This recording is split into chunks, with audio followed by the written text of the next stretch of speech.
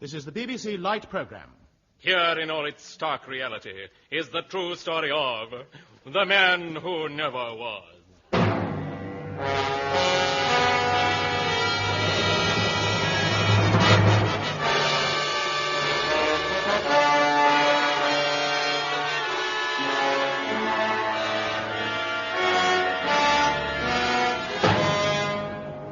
April the 1st, 1944. For the Allies, the first hope of victory was almost in sight. North Africa has been won with the aid of Lance Bombardier Milligan, Gunner Seacombe, and Burma was holding out with leading aircraftsman Peter Sellers. Yes, the next move is the invasion of Europe. Would they attack to the soft underbelly? Would it be Yugoslavia? Greece? Sicily? We would see. Yes. An invasion force was made ready. For weeks we waited for the right weather. Nerves were tense. Captain, men are getting jumpy hanging around. Yeah. Any idea what the weather is going to be like tomorrow? Yes. It's going to be perfect at last. No wind, warm, and a full moon. Well, that settles it. Tomorrow we'll go and see Robert Atkins at the Open Air Theatre, Regent's Park. Yes, indeed, there was confidence for you. But the main problem, how to distract the Germans from knowing our intention to land in Sicily. Let's go back to that fateful night on June the 3rd of October, 1953. Have you done?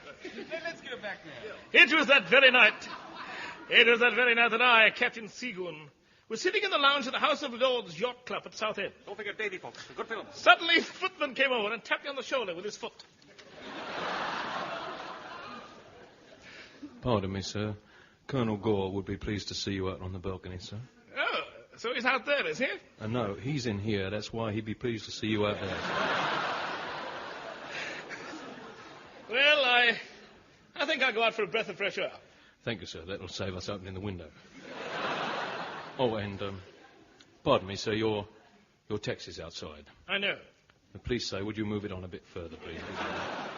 Grabbing his flying jacket as it flew by him, Captain Seagoon strode swiftly up the wall, across the crowded ceiling, hurling members to the floor below with cries of... Fools! You shouldn't be up here. And you? No, don't throw me down. I'm always up here. Hello, everybody. Are you a member? No, I'm a blue bottle. What's that you're reading? A fly paper. Seagoon flung the interloper aside with a muttered oath. I saw you tell the truth, the whole truth, and nothing but the truth. Donning his explodable shirt, he ran casually down to the sea.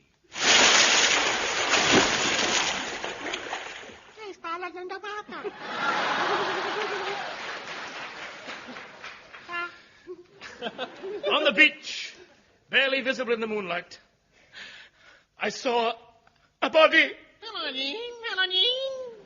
It's my money, Jim. I always bring it with me, Jim. Always bring it with me.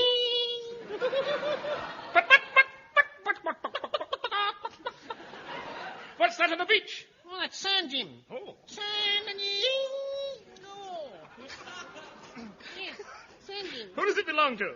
Oh, it's never been claimed, Jim. Then I, Neddy Seagoon, on behalf of the free nations of the world, claim it for England!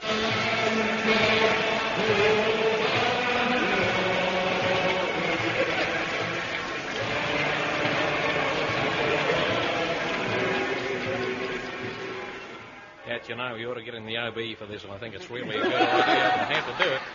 Even as they mailed my OB to me, and this is where the story really starts, there in the sand was a pair of uncooked German army boots. Like any quick-thinking Englishman, Seagoon rapidly tried them on. Curses, they're too tight.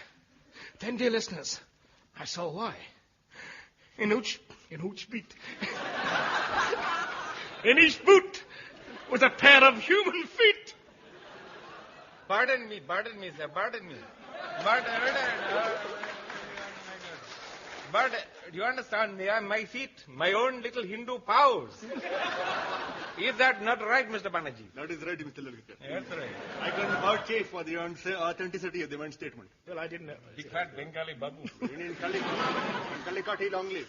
Miss each and every 3 pies daily. But on Sunday he get none. What will he do, for he will die? Then his wife and children cry.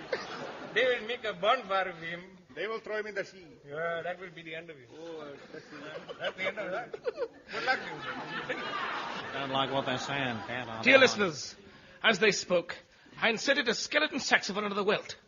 And there, glistening in the light of my satellite moon, lay a roll of microfilm. There's only one thing to do. Take it to the Chief of Military Intelligence.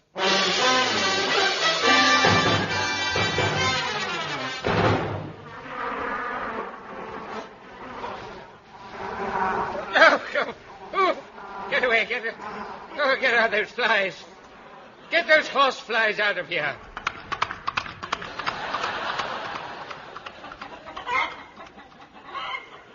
One of those is an imposter. Oh, they're not mine. Now, Sergeant Splinge. Yes, sir. March in that suspected German spy, will you now? Yeah, dirty. Prisoner, get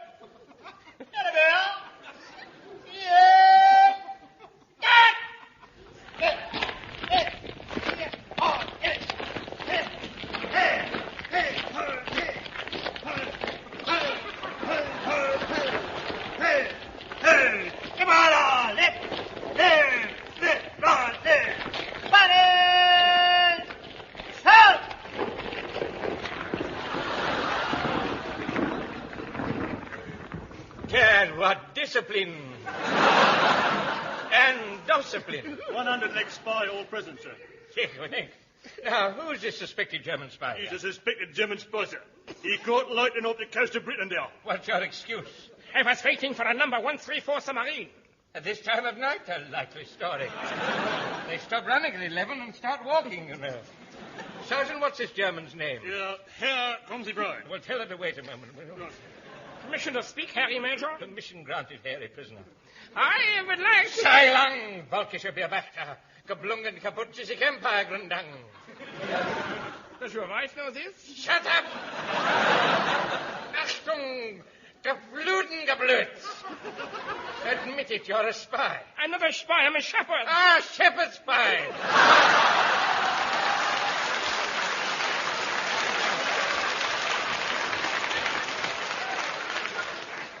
You can't fool us, you naughty German. We British are never caught napping. No, you're always caught wide awake. What? That's a damned insult. But he's perfectly correct, you know. Now, are you married? Yeah, 2 years. Any children? 9. 9 in 2 years? You blackguard, you. Hand me that shotgun. Nicht, we are just good friends. What? Sergeant marched this scoundrel backwards for Christmas with a gas stove over his head. Righto. Naughty prisoner. Turn. Naughty prisoner. 3. March. Left. Right. Left. Right.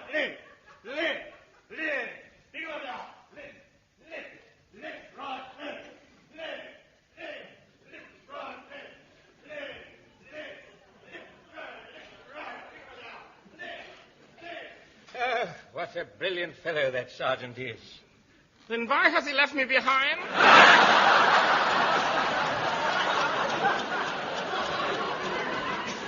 What a stupid idiot that sergeant is. Leaving a spy at liberty. Please believe me, I'm not a spy. I come here seeking political asylum. Well, take a bus to the House of Commons. That's the finest political asylum in the world. Oh. They're all there, you know. Oh, lovely to be back in England, including Max Geldray, the well-known long-playing record.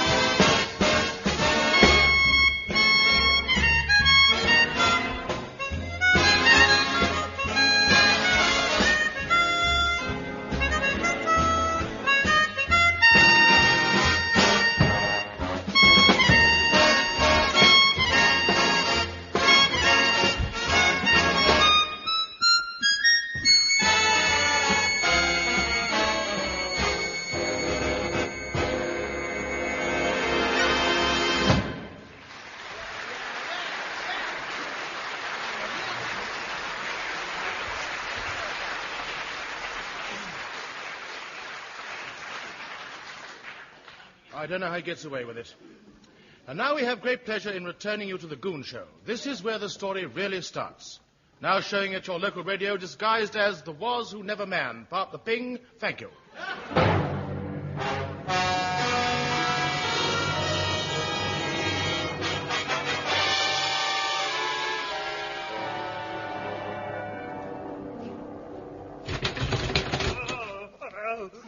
Major Bloodnut, sir. What is it, Gladys?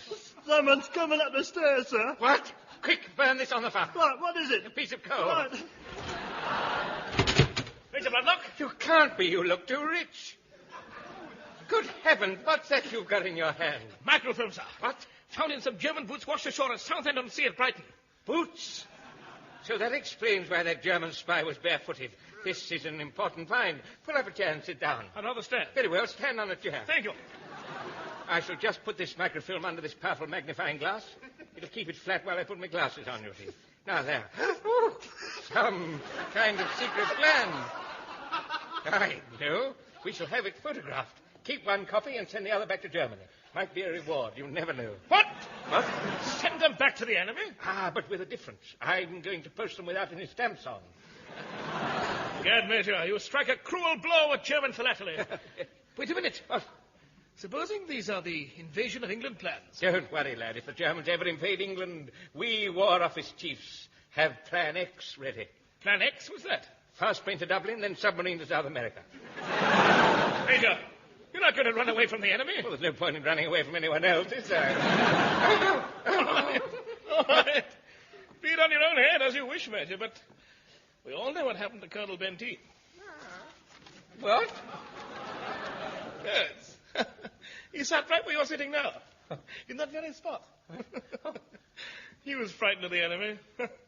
He put 1,000 pounds of gold in his kit bag, booked a fast train to Dublin, and he had a submarine laid on to take him to South America. Poor fool. He thought he got away with it. You know what happened to him? What? He got away with it! Oh, dear! All through the night, and this is where the story really starts, Seagoon and Bloodnock pored over the plans. Sometimes they poured on the floor, sometimes they poured in the glass, but mostly they pored over the plans. Yes. Gentlemen, I have every reason to believe that these gin soaked plans of a secret German weapon are really the brandy soaked plans of a secret German weapon. Gad, is there no end to that fiendish ingenuity? No, I fear not. Dear listeners, Bloodnock, realizing the significance of the discovery, leapt to his feet and shouted for a messenger with a voice like thunder. Send in a messenger with a voice like thunder.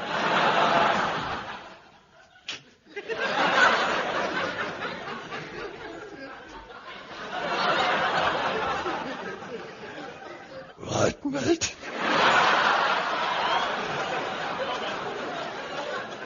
Seagoon, take the microfilm at once to the Woolwich Arsenal and get the experts there to build this secret German weapon. I'll do my best, gentlemen. What we can't afford failures. Despite an insult, I left the building with my head held high and my feet held higher. In that position, we threw him out.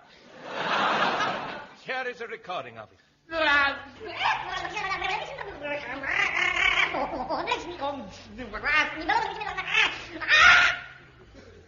You filthy swine. You see, it wasn't easy. Soon I was at the gates of Woolwich Arsenal, where I was challenged by a sentry.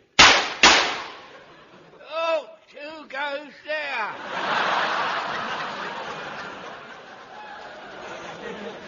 Friend! Oh, thank God for that, mate. Advance and be shot at, mate. I was, mate.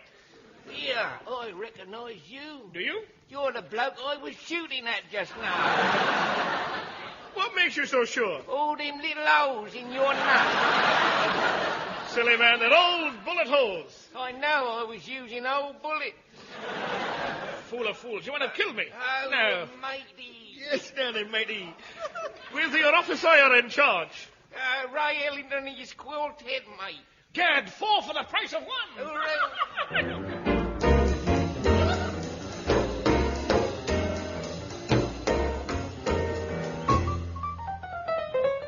when lovers need no rendezvous to stroll along Fifth Avenue. When this familiar world is through, will you still be mine? When cabs don't drive around the park, no windows light their summer dark. When love has lost its secret spark, will you still be mine? When moonlight on the hearthrends not romancing, and spring no longer turns a young man's fancy, when glamour girls have lost their charms, when sirens just mean false alarms, when lovers heed no call to arms, will you still be mine? I said mine. I said mine.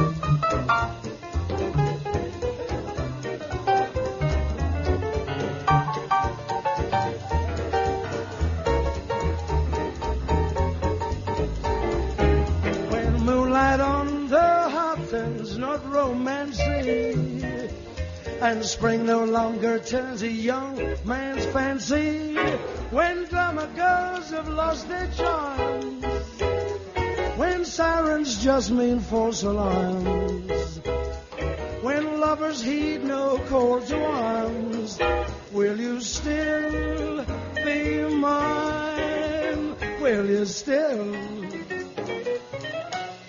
still be mine?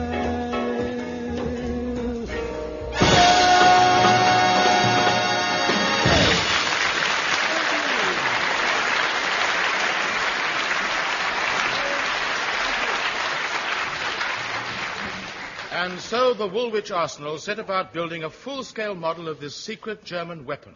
And soon the yard rang to the sound of British workmen at top pressure.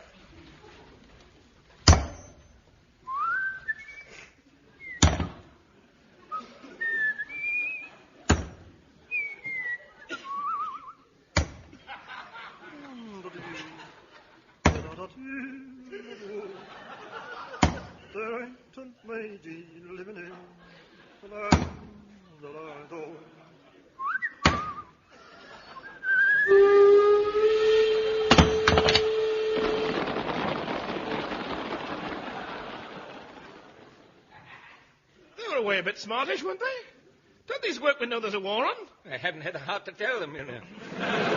It'd be madness if they knew they'd rush off and join the army. Anything rather than work, you know. Naughty. Yeah. I'll tell you why I call this meeting, you know. Yeah. It is essential that we fool the Germans into thinking that we haven't got the plans of their secret weapon. Isn't that so, Captain Frankfurter? He's a good old sausage. Yes. Perfectly correct. Yes. I suppose it is. Yes.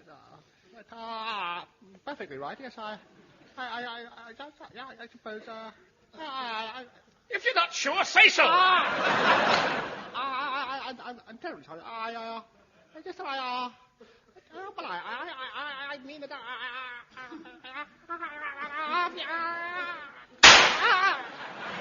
Well done, Bloodknock. I hated to see him suffer. Gentlemen, I think we're wasting time. I have here a man who claims that he has the perfect plan to hoodwink the Germans with regard to the secret weapon. Well, how do you do, sir? How do you do what?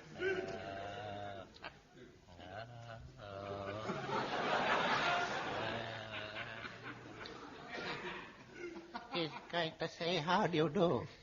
Well, tell him not to bother. He said, not to bother. Man says, don't bother. Don't bother to say how do you do, Henry. How do you do, Min? Sir, please. Morning. Morning. Morning. Please, would you care to give us a brief resume of your plan?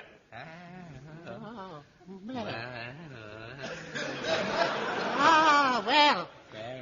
Mr. Crunch got the whole idea from a Sunday newspaper. Yes. Certainly get some ideas from them, can't you? Naughty season. Naughty. Morning.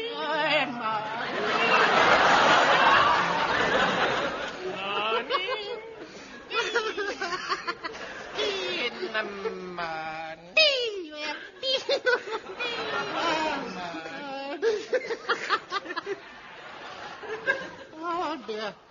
I'll have you now, Mr. Saloon. We don't spend our Sunday mornings reading those sinful Sunday newspapers. No, we just sleep on till tea time. Then we read the Sunday news. Those naughty type revivals of rock and roll. What's he doing? Careful. Yeah, I'm in the groove. Line 14. What? I wondered where we were. Stop that naughty whatever you are. Please explain this plan. My life. Now, look, listen, I'm his agent. Let me talk for him. I'll talk for him. He's a bit stum, this fellow. Can't talk a bit. Now, look, I'll tell you what we do. We put a copy of German microfilm in the pocket of a man dressed up as a German naval officer, float him ashore from a submarine onto the enemy coast, and then, for an encore... We don't need an encore. I have my own piano. Come on, Grisbeck, you get the OBE for this. What have I done wrong? I'm living a good life, and I'm... Yes, but... What are you talking about? Yes, but... Who would be idiot enough to be dressed up... Who would be idiot enough to be dressed up as a German admiral and thrown overboard from a submarine? Don't worry. Look, I've got an idiot in this box who's been specially drowned for the job. Lou, be a good boy and take the lid off. There you are, gentlemen. Meet the man who never was. Oh, hello, of course.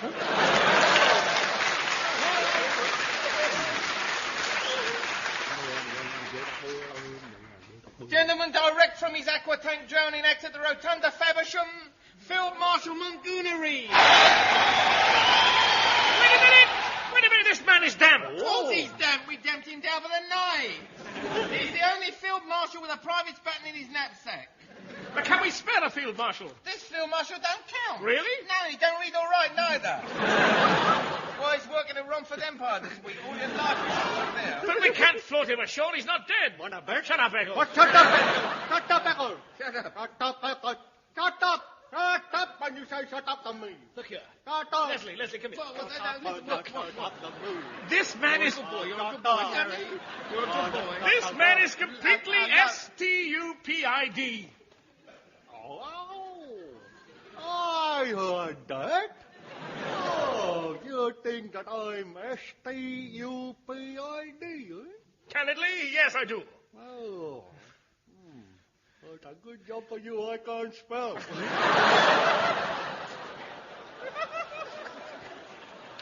I got a son and a...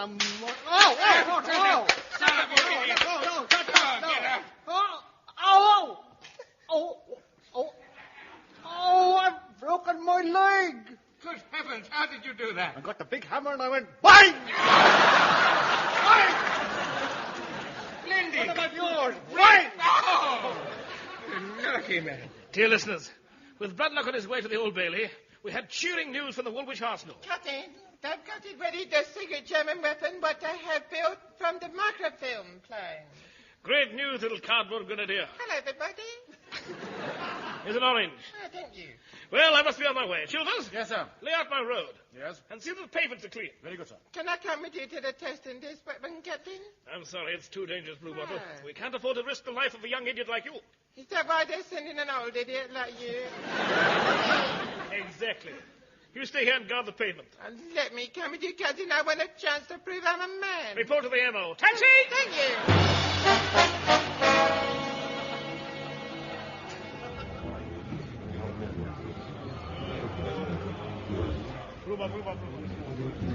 It is an exciting moment as I stood amongst the high-ranking officers.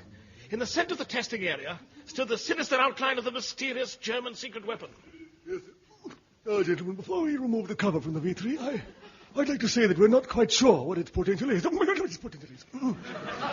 It might well be that this is the most devastating weapon we've ever tested in the Woolwich Arsenal. Yes, now, we've taken great care to construct an exact replica of the plan found in the uncooked Germany boot. Yes. Good sir. Oh, dear, Charlie's here. Now, then, the rather ominous part, the only operating mechanism on this weapon is a small metal handle. Gad. And before we turn it, gentlemen, we must take precaution. Sergeant? Yes, sir. Gentlemen, will you all please take up position behind a 40-inch anti-gamma ray lead-line wall? Aye, sir. Right on. Gentlemen, I shall be turning the handle 5 seconds from now. 5, 4, 3, 2, 1, turn.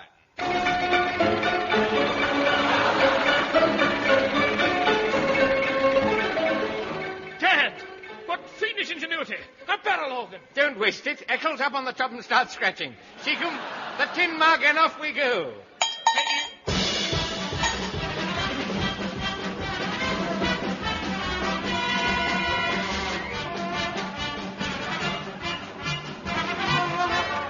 How many minutes, chap?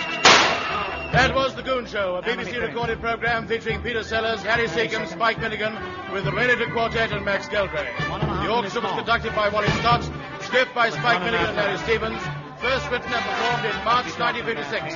Announcer Wallace Gilslade, production by Charles Tilton.